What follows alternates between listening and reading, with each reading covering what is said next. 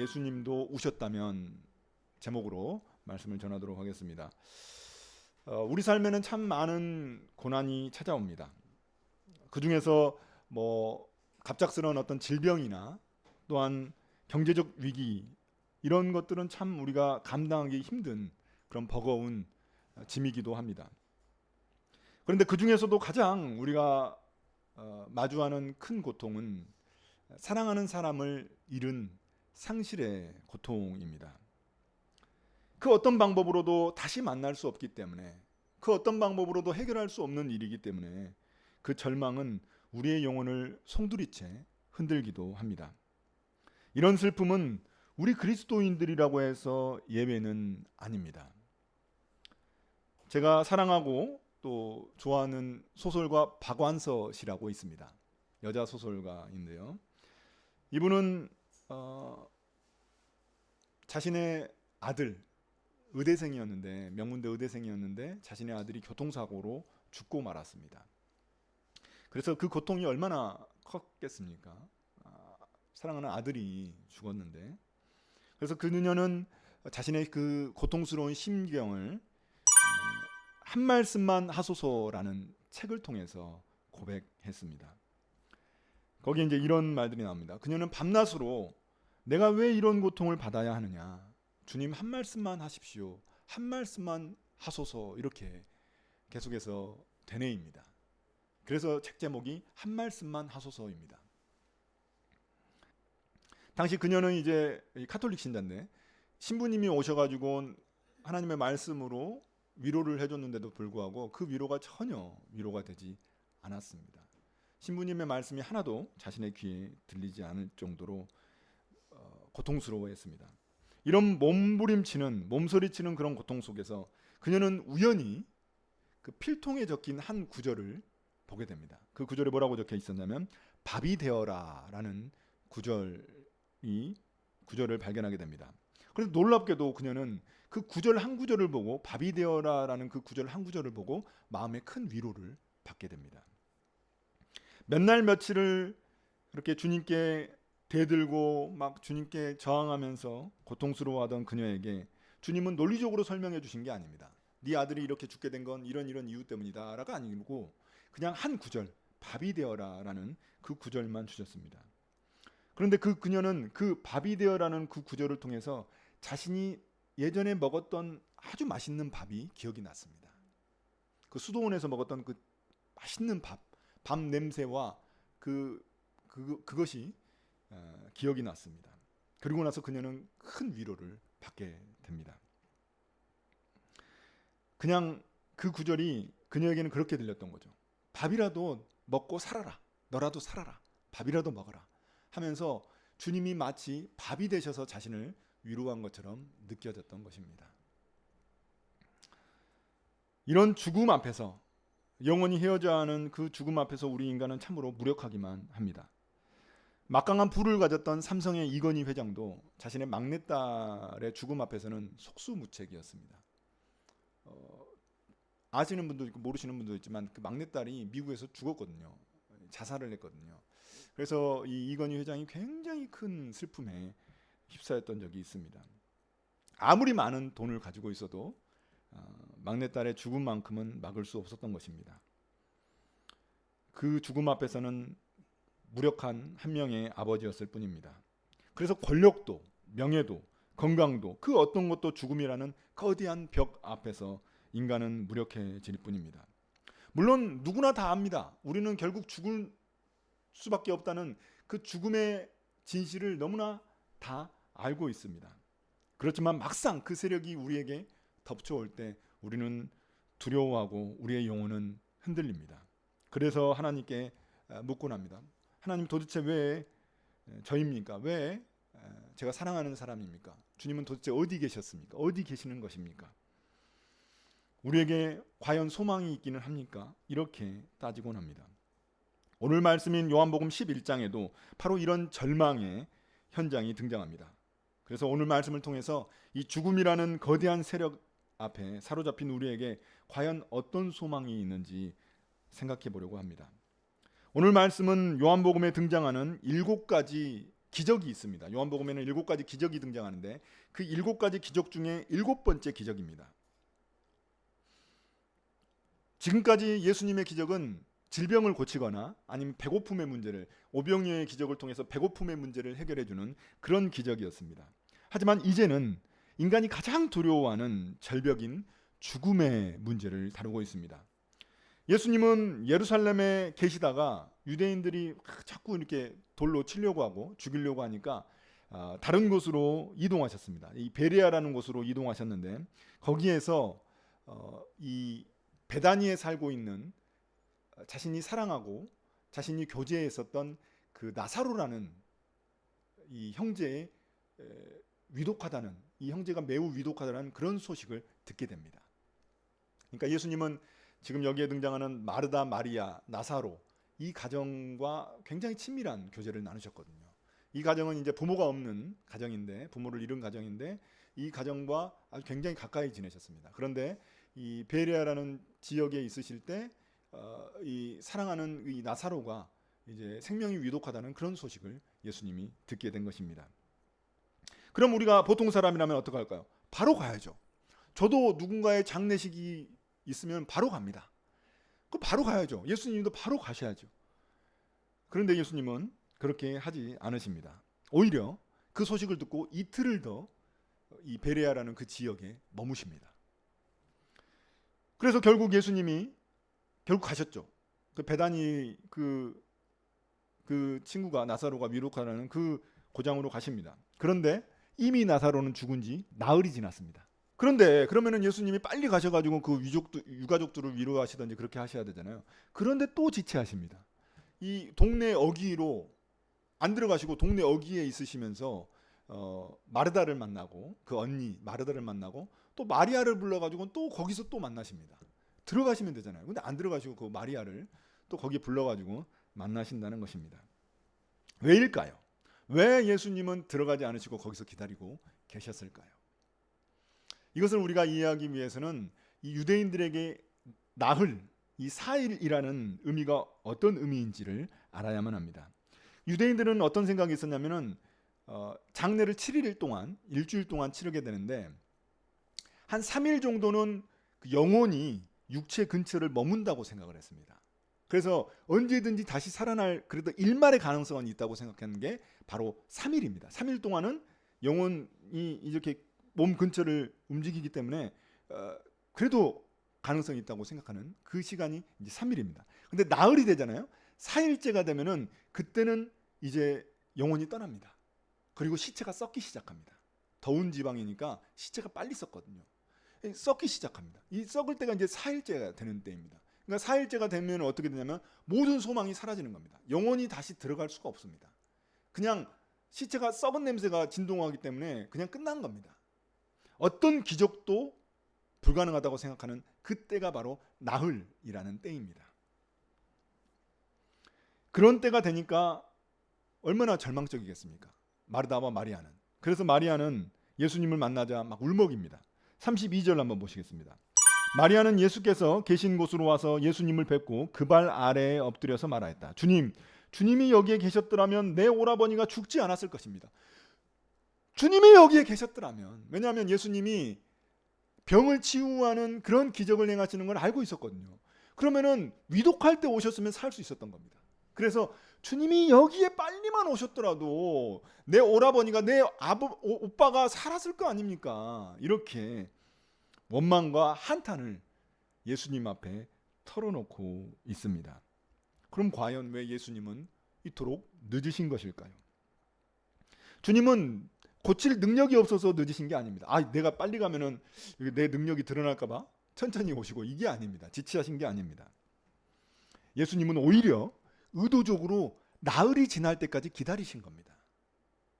나흘이 지나면 어떻게 됩니까? 모든 소망이 사라진다니까요. 영혼이 다시 들어갈 리가 없습니다. 그냥 죽은 거예요. 시체가 썩기 시작하는 겁니다. 그때는 어떤 기적도 불가능하다고 생각하기 때문에 그때까지 예수님은 의도적으로 기다리신 겁니다. 사람들의 소망이 다 끊어지고 이제 다 끝났다고 느낄 때, 그때 예수님이 그 마을로 들어가신 것입니다. 그때가 주님의 영광을 드러내기에 가장 최적의 때이기 때문입니다. 그럼 우리는 이런 마리아 마르다와 다를까요? 우리 역시 늘 내 시간표, 내 방법대로 주님이 응답하시기를 우리는 기도하고 기대합니다. 마치 그 자판기에 돈 넣으면 바로 자판기에서 그 물건 나오듯이 우리가 기도하면 주님이 꼭 내가 원하는 때 내가 원하는 방법으로 이루어지기를 너무나 바랍니다. 그게 잘 안 되면 주님께 실망하고 우리는 원망하기도 합니다. 하지만 우리가 오늘 말씀에서 본 것처럼 주님의 침묵과 지체는 결코 주님의 외면은 아닙니다. 때로는 주님의 침묵과 지체는 정말 최적의 때를 기다리시는 그 주님의 계획일 수도 있습니다. 우리를 의도적으로 기다리게 하시는 그런 주님의 계획일 수도 있습니다. 눈 앞에 것밖에 모르는 우리들은, 그리고 바로 다음 날 무슨 일이 일어날지도 모르는 우리의 연약함으로는 주님의 모든 계획을, 주님의 모든 방법을 우리는 다 이해할 수 없습니다. 그러나 우리가 신뢰할 수 있는 것은 주님의 때가 가장 최적의 때고 가장 최적의 방법이라는 사실입니다. 주님이 멈춰서 계신 것처럼 느껴지고 주님이 침묵하신 것처럼 느껴지는 그 시간, 그때 역시 주님의 계획의 일부라는 사실을 우리는 기억해야 합니다.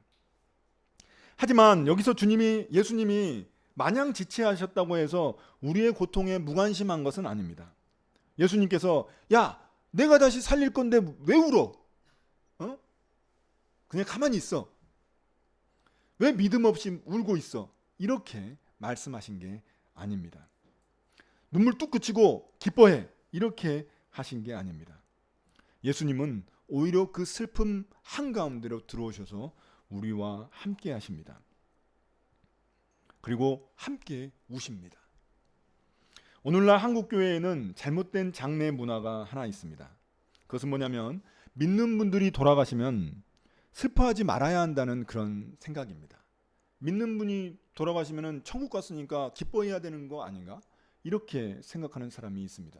그래서 제가 어떤 목사님 이야기를 들으니까 어떤 권사님이 오셔가지고 이제 어떤 그 성도의 아버지가 돌아가셨는데 그 아버지가 돌아가신 게 얼마나 슬픈 그런 현실입니까? 그런데 그 어떤 권사님이 오셔가지고 믿음 좋은 권사님이 오셔가지고 그렇게 이야기했다는 거예요. 왜 슬퍼하냐고. 더 슬퍼하지 말고 아버지 천국 가셨으니까 기뻐하라고. 이렇게 이야기를 하셨다는 겁니다. 그래서 그 성도가 너무나 더 힘들었다는 거예요. 그렇지 않아도 힘들고 고통스럽고 슬픈데 그 권사님의 한마디가 그에게는, 그 성도에게는 더 큰 고통을 주었다는 겁니다. 그 권사님은 그렇게 생각하는 거죠. 슬퍼하는 것이 믿음이 없다고 생각하는 겁니다. 믿음이 있으면 기뻐해야지. 아버지가 천국 가셨는데. 이렇게 생각을 하는 것입니다. 왜 이런 일이 일어날까요? 왜 말도 안 되는, 비상식적이잖아요. 사랑하는 사람을 잃었으면 슬퍼해야 정상인데 그걸 막 기뻐하라고 강요하는 게 그 비정상이잖아요. 근데 왜 이런 일이 일어나는 것일까요? 그것은 신앙을 삶이 아닌 이 교조주의로 여기고 있기 때문입니다.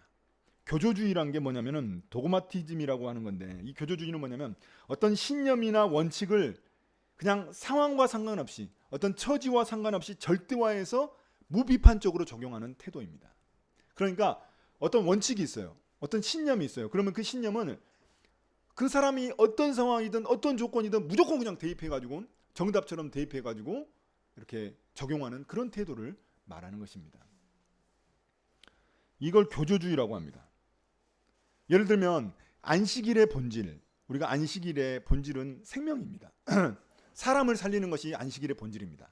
그런데 그 안식일 날 예수님이 사람을 고쳤다고 해가지고 사람이 본질이니까 사람을 고치는 것이 아무 문제가 없는데도 사람을 고쳤다고 해서 이 바리새인들과 종교 지도자들은 예수님을 죽이려고 했거든요. 안식일에 아무것도 하면 안 되는데 안식일에 예수님이 움직였다는 거죠. 누군가를 고쳤다는 거죠. 그것 때문에 예수님을 핍박하고 예수님을 죽이려고 합니다. 이게 바로 교조주의입니다. 바리새인들처럼 자신들이 알고 있는 하나의 정답 가지고 모든 상황에 그냥 다 대입해 버리는 겁니다. 예외가 없는 겁니다. 요게 바로 교조주의입니다. 천국에 간 것이니까 그냥 기뻐해라. 이것은 그 말 자체로는 맞습니다. 아버지가 천국에 왔으니까 기뻐할 수 있죠. 그런데 그 말 자체로는 맞지만 그거는 절반의 진실에 불과합니다. 절반의 진리에 불과합니다. 절반은 또 무엇입니까? 사랑하는 아버지를 잃었다는 그 슬픔이 우리 가운데 있는 겁니다. 아버지를 두 번 다시 볼 수 없잖아요. 뭐 어떻게 보겠어요? 아버지가 떠났는데 두 번 다시 볼 수 없는 그 슬픔이 우리의 현실인 겁니다. 그게 또 우리에겐 절반의 진리가 있는 거거든요. 죽음이 사랑하는 사람과 결별하게 만들었다는, 이별하게 만들었다는 그 진리가 우리에게 있는 겁니다. 그래서 장례식장에서 충분히 슬퍼해야 합니다. 그리스도인들이 막 억지로 슬픔을 억누르면서 막 기쁨을 막 억지로 표현해야 될 이유는 없습니다. 충분히 슬퍼할 때, 그때 주님이 우리를 위로해 주시는 그 손길을 경험할 수 있기 때문입니다. 우리 예수님을 한번 보십시오. 35절입니다. 35절 보시면 예수께서는 눈물을 흘리셨다인데, 이걸 영어 성경으로 보면은 영어 성경에서 가장 짧은 구절이 바로 이 구절입니다. 35절. Jesus wept. 예수님이 우셨다. 그렇지만 가장 짧은 구절이지만 가장 큰 울림을 주는 구절입니다. 왜 예수님은 눈물을 흘리셨을까요? 어차피 자신이 다시 살리실 거란 말이에요. 예수님이 다시 그 죽은 나사로를 살리실 건데 왜 우셨을까요? 뭐가 슬퍼요? 다시 살릴 건데. 우실 이유가 하등에 없습니다. 하지만 예수님은 인간이 겪는 그 죽음이라는 비극 그 자체에 대한 연민을 가지고 계신 것입니다. 비극 가운데 고통받고 있는 사람들에 대해서 연민을 느끼신 것입니다. 옷발을 잃고 통곡하고 있는 그 자매들을 보면서 뜨거운 긍휼을 느끼십니다. 그래서 예수님은 차가운 정답을 먼저 제시하는 게 아닙니다. 어차피 내가 생명이자 부활이니까 내가 다시 살릴 건데 왜 우냐? 그냥 기뻐해. 이렇게 정답을 제공하지 않으시고 그들과 함께 하시고 그들과 함께 우십니다. 그런데 여기에 예수님의 눈물에는 또 다른 감정이 들어가 있습니다. 그것은 뭐냐면 거룩한 분노입니다. 33절 한번 보시겠습니다. 33절 보시면 예수께서는 마리아가 우는 것과 함께 따라온 유대 사람들이 우는 것을 보시고 마음이 비통하여 괴로워하셨다고 합니다. 마음이 비통하여 괴로워하셨다는 표현은 단순히 그냥 우셨다는 표현이 아닙니다. 이것은 예수님이 분노하셨다는 표현입니다. 그러니까 우리가 원래 원어로 보면 이 헬라어 진짜 원어로 보면은 여기에 그냥 우셨다, 그냥 비통해 하셨다는 것이 아니라 막 씩씩대면서 막 분통해 하셨다, 분노하셨다, 이런 표현이, 이런 감정이 들어가 있는 단어가 바로 비통하여 괴로워하셨다는 그런 단어입니다. 왜 예수님이 분노하셨을까요? 사람들이 내가 어차피 다시 살릴 건데 왜 우냐? 왜 울어? 이런 거에 분노하신 게 아닙니다. 야, 왜 이렇게 믿음이 없어? 내가 다시 살릴 건데. 믿음이 없어. 그래서 화가 나가지고 분노하신 게 아니고 죽음이라는 그 세력 자체에 분노하신 것입니다. 그 뒤에 사단이 있거든요. 죽음 뒤에 사탄이 있는데 사탄이 이 죽음을 통해서 우리를 통치하고 통제하는 그 현실에 대한 분노를 드러내신 것입니다. 우리 모든 인간은 죽음에 대한 두려움을 갖고 있고 죽음이 우리를 통치하고 있습니다. 죽지 않은 인간은 아무도 없거든요. 어떤 사람도 이 죽음은 통과해야만 하는 현실입니다. 그 죽음에 고통스러워하고 죽음을 두려워하는 그 현실 자체에 대한 분노를 주님은 표현하신 것입니다. 그 비참한 현실을 표현하신 것입니다. 그럼 우리는 어떻습니까? 우리는 예수님이 우셨다면 우리도 함께 울어야죠. 사랑하는 사람을 떠나보낼 수밖에 없는 그 안타까운 현실에 대해서 우리도 함께 울어야 합니다. 슬퍼해야 합니다. 그래서 우리나라는 장례식장에 가면은 그런 문화가 있습니다. 화토 치는 문화가 있습니다. 그래서 고수도 막 치잖아요. 그 장례식장 가면은 저는 맨 처음에 이해할 수가 없었어요. 왜 고수도 치고 있지? 도대체 왜 저기서 저희 부모님 돌아가셨을 때도 저희 아시는 분들 오셔서 쫙 구석지에서 그런 분들이 있었던 것 같아요. 왜 그렇게 하지? 그렇게 생각을 했는데 그게 뭐냐면은 너무 슬프니까 그런 거를 하면서 유족들을 위로하는 겁니다. 그리고 유족들과 함께 있어주기 위해서 그런 문화가 우리나라에는 장례 문화가 있는 겁니다. 예수님도 그걸 하신 거죠. 예수님이 어차피 다시 살리실 것이지만 예수님은 함께 우셨습니다. 그리고 분노하시면서 함께 우셨던 것이죠. 왜냐하면 그 죽음이라는 그 현실은 피할 수 없기 때문에 그렇습니다.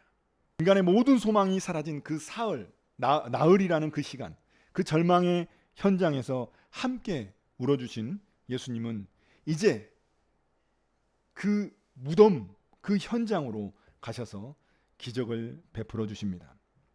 공감의 눈물을 흘리시던 그 예수님은 이제 생명의 주관자로서 이 상황을 완전히 역전시키십니다. 여기서 우리가 잊지 말아야 할 사실이 하나 있습니다.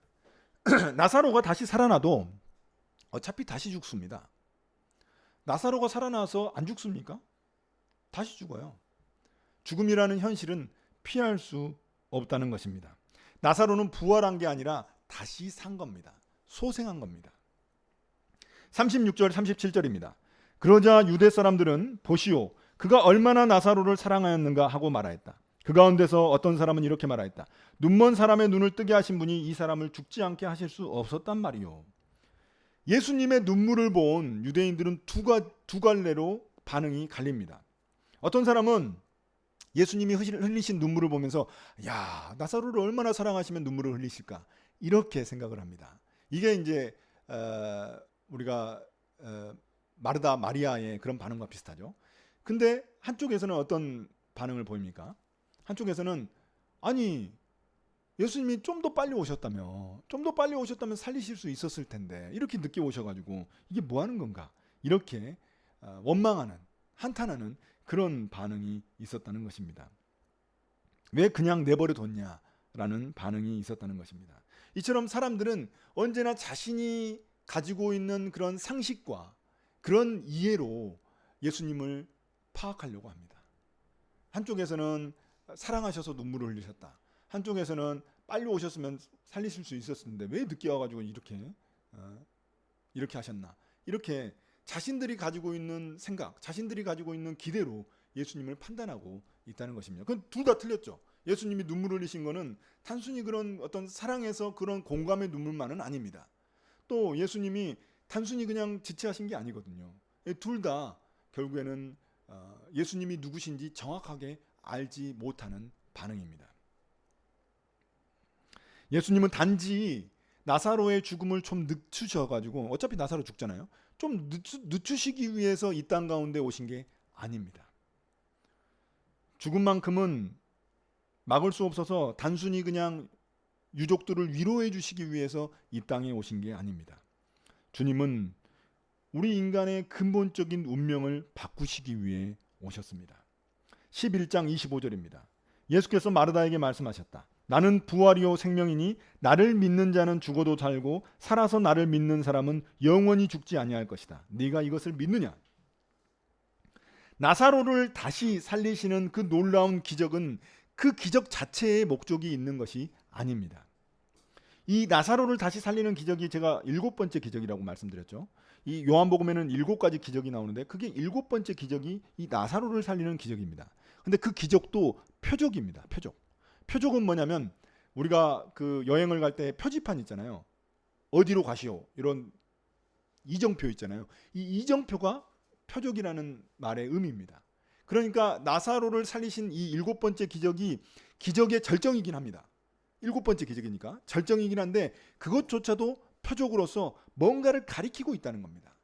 그 가리키고 있는 것이 무엇일까요? 예수님의 십자가와 부활입니다. 모든 기적이 가리키고 있는 그 목적지는 예수님의 십자가와 부활입니다.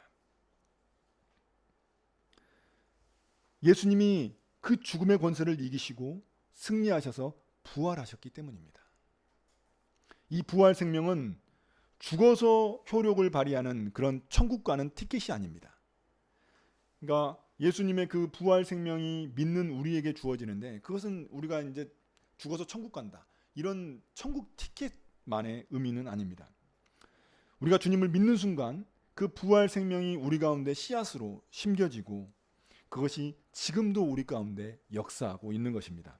이것이 그럼 우리 삶에 어떤 변화를 가져올까요? 우리가 부활 생명을 누리고 있다는 그 사실이 우리에게 어떤 변화를 가져올까요? 이것은 우리의 죽음이 인생의 마침표가 아니라는 사실을 알려주는 것입니다. 죽으면 끝이잖아요. 세상 사람들에게 우리가 일반적으로 알고 있는 건 죽으면 끝이에요. 죽으면 다 끝나는 거예요. 나흘이라는 기간은 나사로가 완전히 죽었다는 뜻입니다. 끝나는 거예요. 모든 소망, 모든 기대는 다 끝나는 겁니다.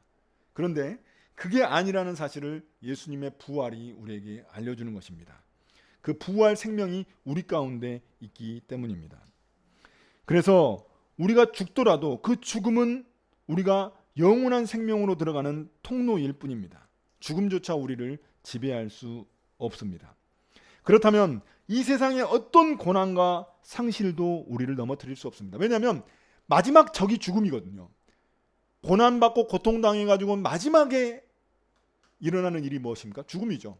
그러니까 죽음이 결국 최종 우리의 대적인데 그 대적이 우리를 통치하지 않기 때문에, 우리에게 부활 생명이 있기 때문에 그 모든 그 죽음을 향해 가는 그 고난도, 그 어떠한 고통도 우리를 지배할 수 없다는 사실입니다. 우리를 완전히 무너뜨릴 수 없다는 사실입니다. 물론 고난과 고통은 힘듭니다. 저도 1월 달에 고통스러웠지만 고난과 고통은 힘들어요. 이겨내기 힘들고 인내하기 힘듭니다. 그렇지만 무너지지 않는다는 사실입니다. 우리에겐 부활 생명이 있기 때문입니다. 충분히 슬퍼하고 충분히 고통스러워하겠지만 그게 끝일 수는 없습니다. 완전한 부활이 우리를 기다리고 있기에 그 어떤 어둠 속에서도 우리는 소망의 빛을 품을 수 있습니다. 사랑하는 성도 여러분, 이제 오늘 말씀을 마무리하겠습니다. 한 가지 이야기를 들려드리겠습니다. 2차 세계대전 당시 무시무시한 유대인 수용소 아우슈비츠에 끌려온 빅터 프랭클이라는 유대인 의사가 있었습니다. 그와 함께 1,500명의 유대인이 잡혀왔습니다. 그는 그 수많은 사람들 중 1,200명이 하룻밤 사이에 가스실로 끌려가 죽어가는 장면을 보았습니다. 그러니 시간이 갈수록 얼마나 많은 사람들이 절망 가운데, 슬픔 가운데 빠졌겠습니까? 자신도 언제 그 가스실로 끌려갈지 알 수 없기 때문입니다. 하지만 빅터 프랭클이라는 이 의사는 끝까지 소망을 잃지 않았습니다. 그래서 그는 강제 노동 시간이 있는데 그 강제 노동 시간에 땅에서 유리 조각을 주워가지고 그걸 가지고 아침마다 면도를 했습니다. 그리고 조금씩 주어지는 식수가 있는데 그 식수는 물 마시라고 주는 건데 그 식수를 조금 주는 그 식수를 사용해 가지고 자신의 얼굴을 씻었습니다. 날마다 세수를 했습니다. 그는 삶에 대한 소망을 놓지 않기 위해 그의 모습을 다듬으면서 자신의 마음을 가다듬었습니다. 그런데 놀랍게도 그 가스실로 보내는 그 독일 군의관이 있어요. 근데 그 군의관이 이 사람만 빼고 다른 사람들만 가스실로 보냈다는 사실입니다. 왜였을까요? 왜 이 사람만 빼놓고 다른 사람들만 보냈을까요? 왜냐하면 군의관이 보기에도 이 사람은 달라 보였거든요. 얼굴이 반짝반짝해요. 맨날 세수를 하니까. 그리고 면도를 해가지고 수염도 말끔한 겁니다. 다른 사람과 달랐기 때문에 그를 도저히 선택할 수 없었던 것입니다. 그래서 결국 그는 살아남아서 책을 썼습니다. 그 수용소에서 겪었던 일에 대한 책을 쓰고 많은 사람들에게 소망의 메시지를 전달할 수 있게 되었습니다. 요한복음에는 예수님이 누구신지를 알려주는 7가지 기적이 등장합니다. 물을 포도주로 바꾸시기도 하고 죽어가는 그런 신하의 아들을 고쳐주시기도 하고 38년 된 병자를 일으켜 세우시기도 하고 오병이어의 기적을 통해 수천 명을 먹이시기도 하고 물 위를 걸으시기도 하고 날 때부터 시각 장애를 가진 사람의 눈을 뜨게 하시는 이 모든 기적의 절정, 7번째 기적이 나사로가 다시 살아난 사건입니다. 하지만 이 모든 표적들, 기적들도 한 가지 목적지를 향해 가고 있습니다. 예수님의 십자가와 부활입니다. 예수님은 십자가에서 죽으시고 사흘 만에 다시 살아나셨습니다. 죽음의 그 모든 권세를 이기시고 나는 부활이요 생명이다 라는 자신의 선포를 세상에 증명하셨습니다. 이 부활 생명이 지금 우리의 심령에도 심겨져 있습니다. 그럼 우리는 어떻게 살아야 하겠습니까? 죽음의 악취가 진동하는 그 아우슈비츠 같은 그 세상 속에서 빅터 프랭클처럼 소망의 유리 조각을 들어야 합니다.